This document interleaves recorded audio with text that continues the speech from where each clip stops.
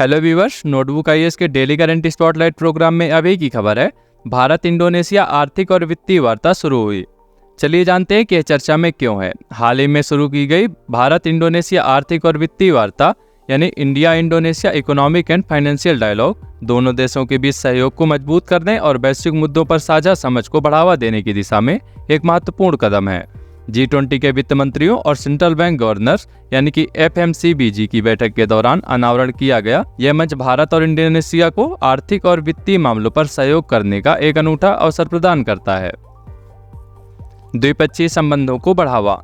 1991 में शुरू की गई भारत की लुक ईस्ट पॉलिसी और उसके बाद एक्ट ईस्ट पॉलिसी में भारत और इंडोनेशिया के बीच द्विपक्षीय संबंधों के तेजी से विकास को सुविधाजनक बनाने में महत्वपूर्ण भूमिका निभाई है।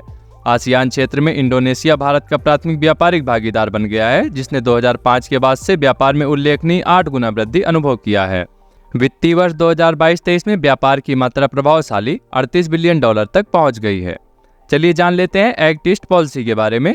भारत सरकार द्वारा लागू की गई एक्ट ईस्ट नीति का उद्देश्य अपनी क्षेत्रीय शक्ति को मजबूत करना और दक्षिण पूर्व एशियाई देशों के साथ व्यापक आर्थिक और रणनीतिक संबंधों को बढ़ावा देकर चीन के रणनीतिक प्रभाव को संतुलित करना है। एक सक्रिय और व्यवहारिक दृष्टिकोण अपनाकर नीति मुख्य रूप से आर्थिक और सुरक्षा एकीकरण पर केंद्रित है, जिसमें एक विस्तारित दायरा है जो दक्षिण पूर्व एशिया और पूर्वी एशिया को शामिल करता है।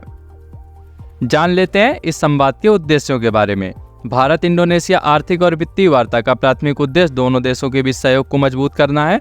दोनों देशों के आर्थिक नीति निर्माताओं और वित्तीय नियामकों को एक साथ लाकर इस संवाद का उद्देश्य व्यापक आर्थिक चुनौतियों का समाधान करना, वैश्विक आर्थिक संभावनाओं का आकलन करना, द्विपक्षीय निवेश संबंधों को बढ़ावा देना और G20 और आसियान मामलों पर सहयोग को सुविधाजनक बनाना है। नजर डाल लेते हैं अपेक्षित परिणामों पर। इस संवाद से आपसी हित के विभिन्न आर्थिक और वित्तीय मामलों पर सहयोग बढ़ने की उम्मीद है। ज्ञान, सर्वोत्तम प्रथाओं और नीतिगत अंतर्दृष्टि का आदान प्रदान करके दोनों देश एक दूसरे के अनुभवों से लाभ उठा सकते हैं। यह संवाद भारत और इंडोनेशिया के लिए एक मंच प्रदान करता है। चलिए नजर डालते हैं आज के प्रीलिम्स प्रैक्टिस क्वेश्चन पर। निम्नलिखित कथनों पर विचार करें। पहला है, दोनों देशों के आर्थिक नीति निर्माताओं और वित्तीय नियामकों को एक साथ लाकर इस संवाद का उद्देश्य व्यापक आर्थिक चुनौतियों का समाधान करना है।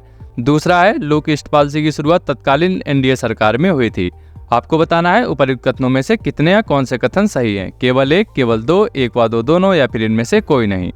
इस प्रश्न का जवाब हमसे कमेंट बॉक्स में जरूर साझा करें। मिलते हैं आपसे नए एपिसोड में।